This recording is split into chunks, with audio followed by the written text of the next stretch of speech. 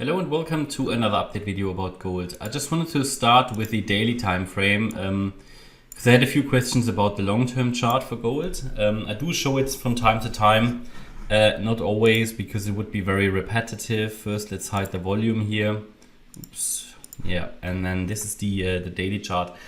Or even we can go to the weekly. It just indicates here that we get towards the end of a cycle with gold. I am bullish on gold at the moment and on silver as well at least for this year.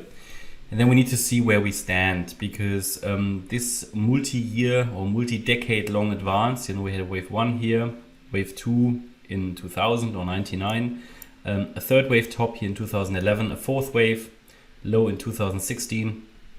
And then here this fifth wave is the last wave of a very large and long cycle. And we already have a wave 1, 2, 3, wave 4 possibly in. Yeah, this was the bear market low. Yeah, here, yeah. And now we are in the fifth wave. That's at least the assumption. Now, it's not entirely confirmed because we are basically at this resistance here now. Yeah. So that's also why we get stuck here. But if we break, I think it's go time.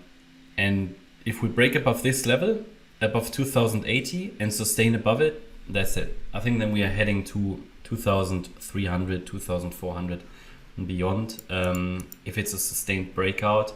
And what you need to know then though is that this is the target range somewhere around 2500 for the fifth wave of a fifth wave of a fifth wave. And that means when that is in, we can see a super strong setback for gold. Yeah, that could take us down to $1,000 again. We'll see, but that is sort of the view at the moment. At the moment, the move to the upside here, I'm counting that as bullish. But of course, because we haven't broken the previous highs yet, this could still be a corrective wave. Yeah, we need to be on the side of caution and could come down again in 5 waves. We need to be on the side of caution, especially here. If it's failing, then it will most likely fail here. But let's go to the 4-hour chart because here it's playing out nicely at this stage. We said that we were obviously rallying off this November low to the upside here. We had a wave 1, which peaked in February, a wave 2, which bottomed in our trend reversal area also in February. And since then, we've been moving up in a 1-2-1-2 setup.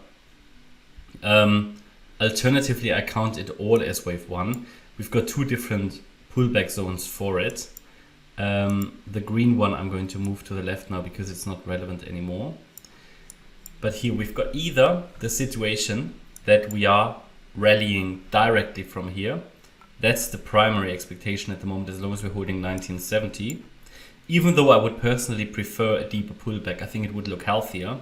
But as long as we're holding bullish support, we have to expect further upside.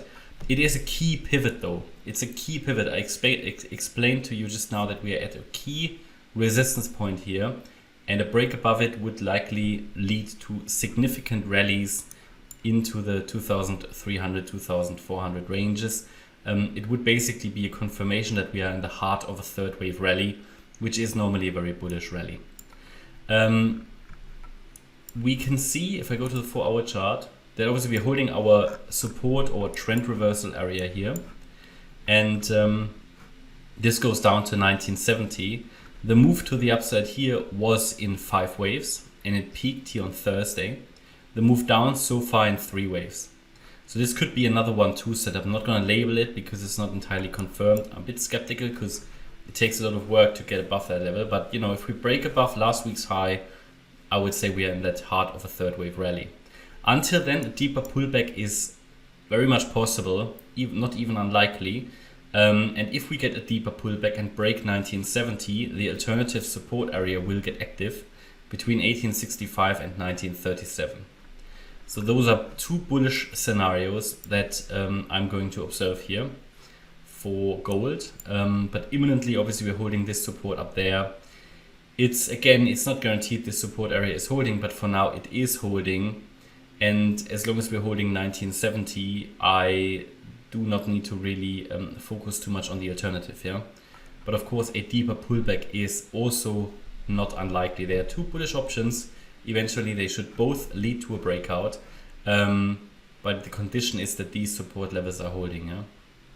I would find a deeper pullback a bit more healthy, but again, as long as we're holding support, I have to focus on higher, right? It's just that in terms of confirmation, we really need a break above last week's high for further breakout confirmation. That's at 2085, and yeah, until we break above it, a deeper pullback is absolutely possible. Absolutely possible. But yeah, it's having a hard time up here. I think we should see bearish divergences. Let me just double check that.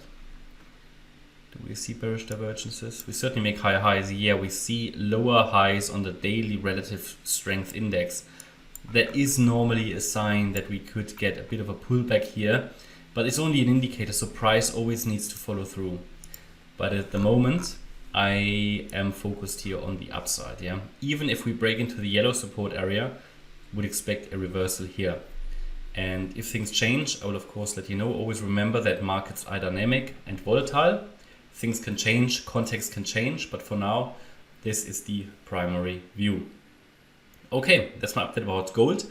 I hope you liked the update. If you did, please hit the like button, leave a comment and subscribe. And if you really like the content, then please check out the channel membership. Thanks a lot for watching. Bye